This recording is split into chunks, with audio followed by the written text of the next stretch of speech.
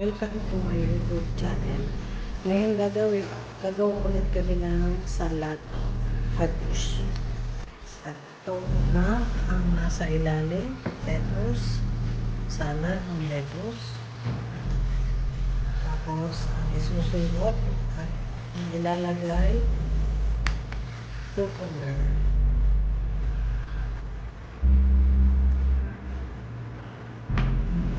Dyan sa set.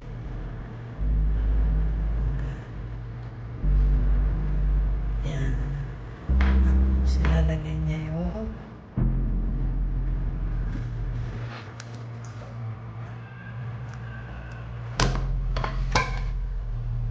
tekta.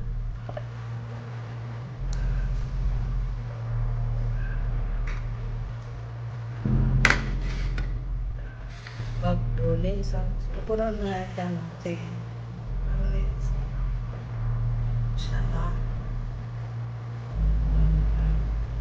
Tapos sa top niya,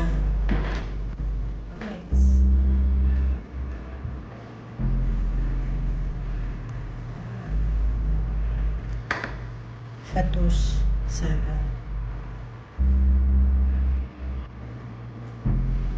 Sige na nga gawa namin ng salad pero walang sauce.